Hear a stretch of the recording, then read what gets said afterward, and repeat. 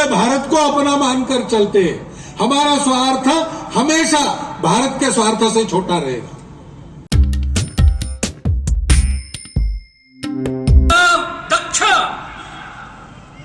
एकमात्र हिंदुत्व नाम का विचार दुनिया में ऐसा है जो विविधताओं को एक करना संभव है मानता है। सूचियां बना रहे जिन्होंने देश के लिए बलिदान किया, परिश्रम किया, प्राणार्पण किया। देश के लिए कुछ करना है तो गुण चाहिए। प्रणाम 1 2 3।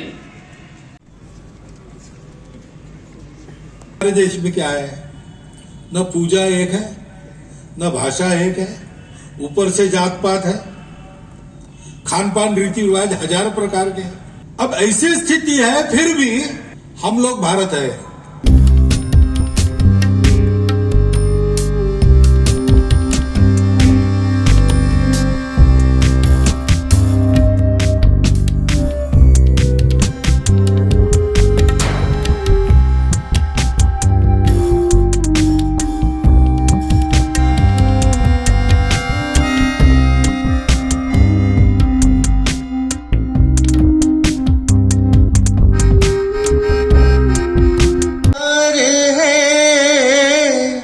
राष्ट्र के आराधना ही राष्ट्र का आधार है। आप सभी का बहुत बहुत हार्दिक स्वागत है, अभिनंदन है। बहुत ही सौभाग्य का विषय है कि परम पूजनीय संघ संचालक माननीय मोहन भागवत जी का आगमन हम सभी के बीच में होने जा रहा है।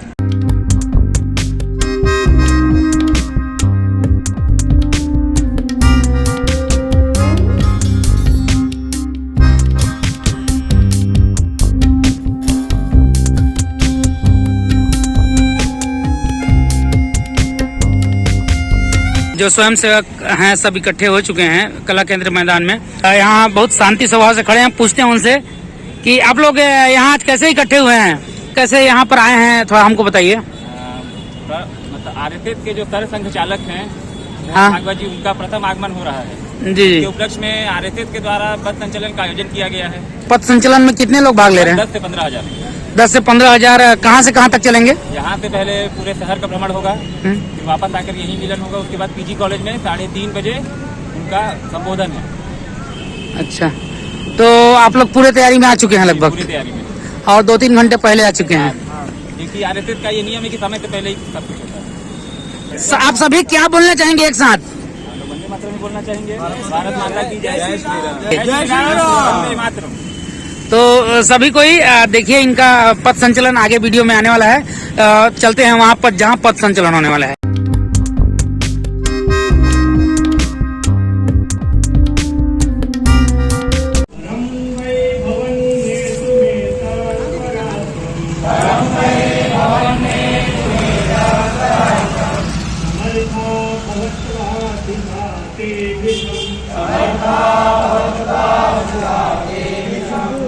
भारत माता की जय। भारत माता की जय।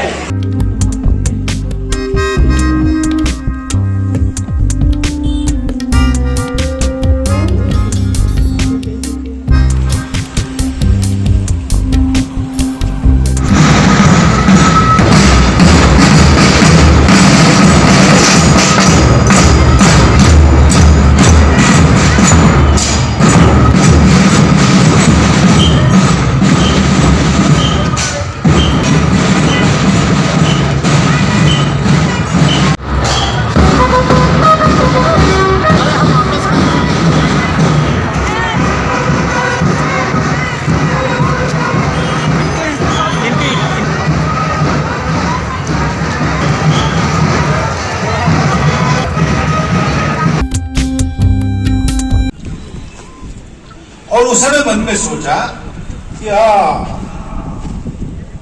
तू आया था क्या मेरे पहले यहाँ डल्ला मारने के लिए, लेकिन मैंने कर लिया तेरा काम, अब तेरे को तो वापस जाना पड़ेगा, जगह वगैरह नहीं। उसने समझा कि ये भी कोई चोरी है, क्योंकि वो स्वयं चोर था। फिर एक पास वाले राज्य का गुप्तचर खुफिया आदमी, वो अपना काम पूरा करके तो तुम्हारे हाल में छोड़ देता हूं, लेकिन अगली बार आऊंगा तो तुमको देखते रहूंगा, कहीं तुम मिल जाते हो तो तुम्हारा पता लगाऊंगा। वो स्वयं गुप्तचर था, उसने इसको गुप्तचर समझा। अभी हमारे अध्यक्ष महोदय ने आह्वान किया है सबको एक होना है, तो अपने ही गुण बनते हैं। है भारत में अनेक देवी देवता है और उन देवी देवताओं की पूजा करने वाले समूह है, सबके अलग अलग देवी देवता है और किसी भगवान को न मानने वाले की भाषा चलती है अंग्रेजी। पहले 4 थी, उसको उन्होंने एक बना लिया, उसके आधार पर अपना राष्ट्र खड़ा किया। अमेरिका में भाषाएं हैं, स्पेनिश भाषा है, अंग्रेजी भाषा है, वहां के स्थानीय रेड इंडियन लोग जो अभी बहुत मुट्ठी भर बचे हैं उनकी भाषाएं हैं। लेकिन वो लोग कहते हैं कि हमारे अर्थ की व्यवस्था हमारी एक है, व्यापारिक हित हमारे देश का सर्वोच्च है, उसके आधार पर हम एक। अरबस्तान में बिखरे हुए कबीले थे, उनको एक पंथ संप्रदाय के नाम पर एक किया गया। सारा अरबस्तान अलग अलग कबीले वंश आज भी है, रोटी बेटी आपस में होती नहीं, परंतु सब लोग इस्लाम को मानने वाले हैं। जब तक इस्लाम है तब तक अरबस्तान एक है। हमारे देश में क्या है, न पूजा एक है, न भाषा एक है, ऊपर से जात पात है, खान पान रीति रिवाज हजार प्रकार के। अब ऐसी स्थिति है, फिर भी हम लोग भारत है, पहले से है, आज की बात नहीं है, अंग्रेजों के आने के बाद नहीं बने हम एक देश। हमारे देश का वर्णन वेदों में भी है, रामायण में भी है, महाभारत में भी है। आक्रमण काल में गुरु नानक देव जी से लेकर शंकर देव जी तक, पूरब से पश्चिम, उत्तर से दक्षिण, हमारे सारे कवियों ने, संतों ने, सब ने पूरे भारत की महिमा गाई है। इन विविधताओं के बावजूद हम एक देश है, हम एक राष्ट्र है, प्राचीन समय से है। राजा बदलते रहे, बाहर से आक्रामक आए, उन्होंने भी कभी कभी राज किया, लेकिन हम वही भारत रहे। हम आज भी वही भारत है जो सनातन काल से चलता आया है। हमारे कपड़े बदले, रहन सहन बदल गई, ज्ञान बदला, बढ़ गया, ये सारे जो बदल सृष्टि में होते हैं हमारे भी हुए, लेकिन इन कपड़ों के अंदर, इन बदली हुई पक्के घरों के बस्तियों के बीच में, आज के वातावरण में, आज के ज्ञान में भी सारी दुनिया से स्पर्धा करने वाले हम वही प्राचीन काल से जंगलों में, खेतों में रहने वाले हमारे पूर्वज ऋषि मुनियों के वंशज है। हम सबके पूर्वज समान है। आज का विज्ञान डीएनए मैपिंग के बाद कहता है, आज हमको कुछ भी लगे हम एक है कि नहीं, हम अलग अलग है, हम ऐसा है वैसा, हम कुछ भी कहे, विज्ञान कहता है 40,000 वर्ष पहले से जो अखंड भारत था, काबुल के पश्चिम से चिंदविन नदी की पूरब तक और तिब्बत के उत्तर की ढलान से, यानी चीन की तरफ की ढलान से श्रीलंका के दक्षिण तक जो मानव 40,000 वर्षों से समान डीएनए है, यानी तब से कम हमारे पूर्वज समान है। परम वो संपन्नता का चित्र देखना है, उसके लिए हमको प्रयास करने, सारे समाज को साथ लेकर, सारे समाज को के साथ रहकर हमको प्रयास करने हैं। उसकी योग्यता हम संपादन करते। प्रार्थना आपने सुनी अभी, परम वैभवम नेतुमेतत् स्वराष्ट्रम समर्था भवतु, हम समर्थ बने उसके लिए। इसके लिए ये रोज की साधना तपस्या चलती है, मिलता कुछ नहीं है। संघ के स्वयंसेवक इतना परिश्रम करते हैं, अनेक प्रसंगों में प्राण तक दे देते हैं, उनको कोई धन्यवाद भी नहीं कहता। और ज्यादा क्यों नहीं किया ऐसा पूछते हैं। तन समर्पित, मन समर्पित और यह जीवन समर्पित, फिर भी उसके भी मन में इच्छा क्या है, चाहता हूं देश की धरती तुझे कुछ और भी दूं। ये भाव लेकर संघ के स्वयंसेवकों की ये साधना चली है। ये सारे कार्यक्रम, प्रदर्शन, ऐसा जाहिर समारंभ ये किस लिए हम करते हैं? संघ को बढ़ाने के लिए करते हैं। लेकिन संघ को क्यों बढ़ाना है? हमको समाज में अपना प्रभाव उत्पन्न नहीं करना है। सारे समाज को ही हमको संगठित और प्रभावी समाज सत्य के आधार पर बनाना है। सत्य के आधार पर समाज जुड़ेगा, चिरकाल तक जुड़ा रहेगा। स्वार्थ के आधार तक जुड़ेगा तो बार बार टूटेगा। और इसलिए जिस सत्य की अनुभूति हमारी है भारतवर्ष के एकता की, उस एकता के आधार हिंदुत्व की, उसको निर्भयता पूर्वक अपने मन में रखते हुए आचरण करते हुए सबको उस आचरण की हम दीक्षा देते हैं। क्योंकि अपनी सारी विविधताओं का सम्मान रखते हुए, स्वीकार करते हुए, उनको बढ़ाते हुए हम सब लोगों की एकता का वो सूत्र है। सुप्रीम कोर्ट ने कहा है अपने निर्णय में, हिंदुत्व कोई संप्रदाय नहीं है, पंथ नहीं, रिलीजन नहीं है। वो तो इस देश की चलती आई हुई परंपरागत जीवन पद्धति है। तर्क सिद्ध, अनुभव सिद्ध, इतिहास सिद्ध, संविधान सम्मत ऐसे संघ का कार्य है। और ये कार्य संघ के लिए नहीं है, ये हम सबके लिए है, अपने देश के लिए है। इसलिए ऐसे प्रसंगों पर जो आह्वान मैं सबके सामने रखता हूं, आपके भी सामने रख रहा हूं, दूर से दर्शक बनकर इस संघ को मत देखिए। इस संघ के स्वयंसेवक बनिए, शाखा में आकर अपने व्यक्तित्व को देश के लिए उपयोगी व्यक्तित्व बनाइए। और फिर आपकी रुचि, क्षमता, समय के अनुसार कोई भी काम चुनिए, उसमें प्रामाणिकता से, निस्वार्थ बुद्धि से, तन मन धन पूर्वक देश के लिए काम कीजिए। रोज 1 घंटे की साधना अपने को बनाने के लिए और समाज के हित के निस्वार्थ बुद्धि से काम को चुनकर उसमें अपना समय लगाना, ऐसा हम सबका जीवन बने। इसलिए आप भी सब संघ के स्वयंसेवक बनिए। हमारी मातृशक्ति जो है उसके लिए यही काम राष्ट्र सेविका समिति के नाम से चलता है। वो उनकी सेविकाएं बने और हम सब लोग मिलकर एक होकर अपनी अपनी विशिष्टता का सम्मान स्वीकार रखते हुए उसको आगे बढ़ाते हुए अपने संपूर्ण देश को एक वैभव संपन्न, सामर्थ्य संपन्न, संपूर्ण विश्व को नए जीवन की राह दिखाने वाला राष्ट्र ऐसा बनाए। इसलिए इस जन्म का जो अवसर हमको मिला है वो उसके लिए हम खर्चा करें। अध्यक्ष महोदय जी ने बताया कि हमारे देश के सारे धर्म इसी बात का उपदेश करते हैं। ये बात बिल्कुल सही है। हमारे देश के सारी पूजा पद्धतियां शुरू एक बात से होती है कि सब में पवित्रता है, ईश्वर है, भगवान है, जो भी आप कहते हो वो सब में है, उसी से सब बना है। बाकी सब अलग अलग होता है, बीच में कर्मकांड अलग, दर्शन अलग, और अंत में वो कहते हैं कि आचरण कैसे करना है। वही बात, प्रेम से रहो, सेवा करो। अभी भी सुप्रीम कोर्ट कहता है ना, जोर जबरदस्ती से नहीं होना चाहिए, आवश्यकता नहीं है। जो तो मत तो पद, सब रास्ते निकलते एक ही जगह जाते हैं। अपने अपने रास्ते से चलो, सबके रास्तों का सम्मान करो। सबका खान पान रीति रिवाज है, जहां जाओगे वहां के खान पान का आनंद लो।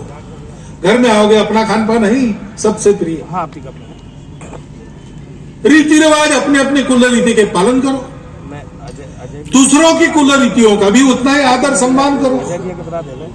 सबको स्वीकार करके अपनी राह पर चलो और अपनी आकांक्षा पूर्ण करते समय सबकी आकांक्षा पूर्ण हो सके ऐसी परिस्थिति बनाओ। केवल अपने स्वार्थ को मत देखो, अपने स्वार्थ को उतना ही देखो जिससे अपना स्वार्थ पूरा करने से सबका स्वार्थ पूरा होता है। ये हमारी सीख है, उसके अनुसार हमारी रीति रिवाज है। प्रत्येक घर में आज देखो, सबका सम्मान हम करते हैं, तो हमारे पुराने रीति रिवाज जहां पालन होते हैं, बहुत गंभीर नहीं, पूजा वूजा की बात नहीं करता मैं, नित्य अपने रोजमर्रा के जीवन में देखो, कोई पुस्तक पढ़ी है, कोई किताब पढ़ी है, रोज का पेपर जमीन पर पड़ा है, चलते समय पैर लग गया, उत्तर से दक्षिण, पूर्व से पश्चिम, भारत का आदमी आदत से उसको नमस्कार करता है। क्यों? उसमें विद्या है तो सरस्वती है। पेड़ को शाम सूर्यास्त होने के बाद हाथ मत लगाओ भाई, पेड़ सोते हैं, पेड़ भी जीवंत है, उनमें भी जीवंत चैतन्य है, उनको भी हम नमस्कार करते हैं। हमारे यहाँ पेड़ों की पूजा होती है, उसमें भी हम भगवान देखते हैं, हम पर्वतों में भगवान देखते हैं, हम नदियों में मातृत्व देखते हैं, हम पशुओं में मातृत्व देखते हैं, हम नाग सांपों की भी पूजा करते हैं। हमारे यहां मांगने वाला आया तो उसको खाली हाथ भेजना अच्छा नहीं माना जाता। मुट्ठी भर क्यों न हो, घर में जो है उसको दे देंगे, कुछ नहीं तो एक पैसा ही देंगे, और देंगे तो बच्चे के हाथ से देंगे। वो बच्चा कहेगा बड़ा होके कि मुझे आदत ये लगी है, मेरे घर में जो रखा है वो केवल मेरा या मेरे अपनों का नहीं है, समाज का कोई अपरिचित व्यक्ति भी जरूरतमंद है, चाहे उसकी जरूरत मैं पूरा न कर सकूं, लेकिन जितना मैं कर सकता हूं उतना करना मेरा काम है। उत्तर दक्षिण पूरब पश्चिम भारत में सब जातियों में, सब पंथ संप्रदायों में, सब भाषाओं के बोलने वालों में, सब राजनीतिक विचारधाराओं के लोगों में ये बातें समान है। ये हमको जोड़ने वाली पीढ़ी दर पीढ़ी चलती आई हुई हमारी संस्कृति है, वो हम सबकी एक है। और हम सब लोग कितने भी आपस में लड़े, अगर भारत पर संकट आए तो हम अपने झगड़े भूल जाते हैं। आज भी सब भूलकर संकट के प्रतिकार में इकट्ठा हो जाते हैं। फिर संकट वो आसमानी हो, कोरोना जैसा, कोई सामने देखने वाला चढ़ाई तो कर नहीं रहा था, एक बीमारी थी, लेकिन उस बीमारी के समय सारा देश एक बन के उसके विरोध में खड़ा रहा। क्या सरकार, क्या प्रशासन, क्या विभिन्न पार्टियां, क्या सामान्य लोग, सब लोग कोरोना को भगाना है, कोरोना को अंदर नहीं आने देना है, इस निर्धार से 2 साल सब प्रकार के कष्ट सहन करके रहे। या 4 बार लड़ाई हुई, पहली बार चीन ने आक्रमण किया, उसके भी पहले पाकिस्तान ने किया था, लेकिन हम लोग स्वतंत्रता के नए उत्साह के उधेड़-बुन में थे। लेकिन चीन का आक्रमण बाद में पाकिस्तान से हुई 2 लड़ाइयां, कारगिल की लड़ाई, आपस के सब भेद हम भूल गए, देश संकट में खड़े हो गए। चीन के आक्रमण के समय तमिलनाडु में मुख्यमंत्री थे अन्नादुराई, उनकी पार्टी वो द्रविडियन पार्टी कहलाती है, वो कहते हैं तमिलनाडु अलग है, भारत अलग है। लेकिन चीन का आक्रमण होते ही चेन्नई की मरीना बीच में जनसभा में उन्होंने आह्वान किया, हिमालय पर हमला, तमिलनाडु पर हमला है। अब अपने तात्कालिक स्वार्थों के लिए हम कितना भी नाटक करते हो, जब ऐसे संकट सर पर आते हैं तब तो अंदर की बात बाहर आ ही जाती है। तो वास्तविकता क्या है? वास्तविकता यह है, हम सब लोग एक हैं। अगर ये वास्तविकता है तो हमको उसके अनुसार होना चाहिए। हमको क्यों आपस में भेद बरतना चाहिए? हमको क्यों जात पात के ऊंच नीच के विषमता का पालन करना चाहिए? हमको क्यों आपस में एक से दूर रहना चाहिए? अपने आयोजन में हम शरीक होते हैं, सबके आयोजन में हो, इसमें क्या दिक्कत है? हमारे यहां तो पूजा अलग होने से मनुष्य एक दूसरे तो दूर जाता नहीं, ये हमारी विशेषता है। बाकी दुनिया में ऐसा नहीं है। इतनी विविधता होने के बाद एक होना असंभव, ऐसा बाकी दुनिया मानती है। एक हमारा देश परंपरा से मानता है यूनिटी इन डाइवर्सिटी, विविधता में एकता, और आगे चल के ये कहता है कि एकता की ही सारी विविधता है, सब में एक है। हमको इसका आचरण करना पड़ेगा।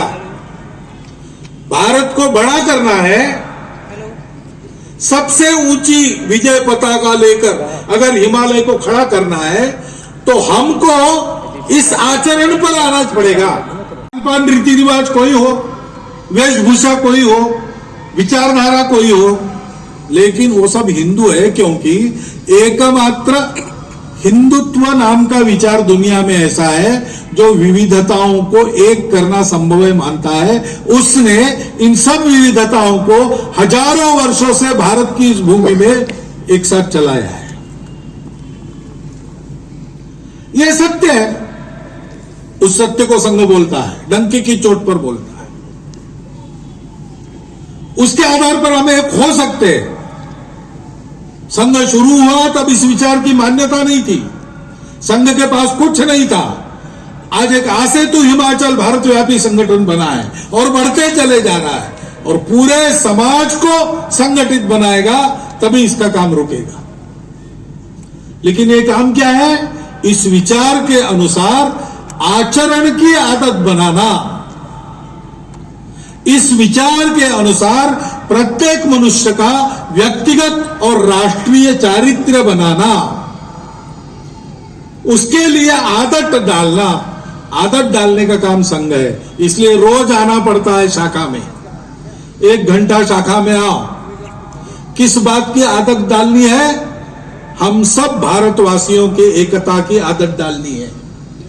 उसके लिए इस मातृभूमि के स्तवन स्तोत्र, इसके गीत गाने हैं, इसकी स्तुति करनी है, इसकी भक्ति करनी है। इतिहास के उतार चढ़ावों में यह समाज कैसे जिया, इसके कौन कौन महापुरुष हो गए, कौन कौन ऐसे रहे जिन्होंने अपने पराक्रम से, अपने परिश्रम से इस मातृभूमि को सुरक्षित रखा, इसकी संस्कृति को संवर्धित किया, उनकी कहानियां। स्वतंत्रता का अमृत महोत्सव चल रहा है। प्रत्येक जिले में हमारे स्वयंसेवक खोज खोज के सूचियां बना रहे, जिन्होंने देश के लिए बलिदान किया, परिश्रम किया, प्राणार्पण किया, उनके लिए कार्यक्रम कर रहे, क्योंकि वो पूर्वज हमारे समान पूर्वज है, वो हम सबके हैं और हम सबके लिए वो आदर्श है। उनके जैसा हमारा जीवन बनना चाहिए, इसके लिए हम परिश्रम करते हैं।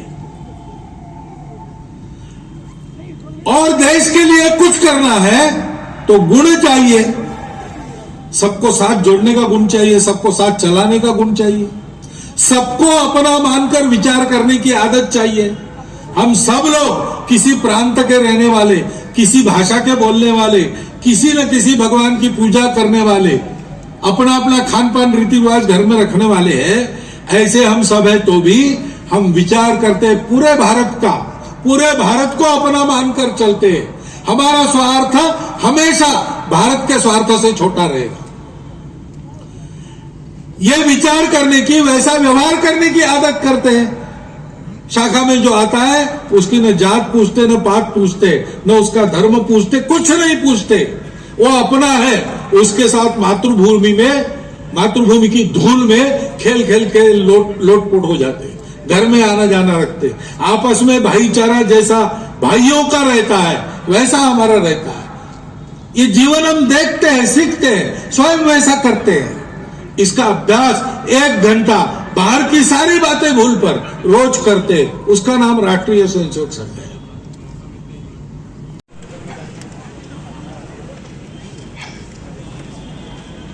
झाड़ना नहीं है। संघ दक्ष, ध्वज प्रणाम। 1 2 3।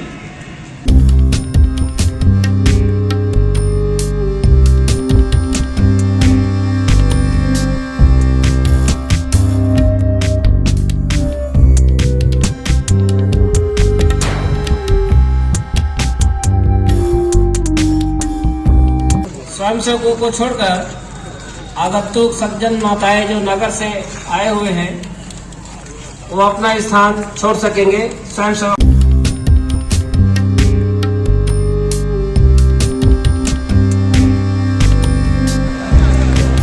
स्वयंसेवक अपने स्थान पर बैठ जाएं। भोजन पैकेट की व्यवस्था आपके लिए है, आपकी पंक्ति पर आएगी। पैकेट लेने के पश्चात आप अपने गंतव्य की ओर जा सकेंगे।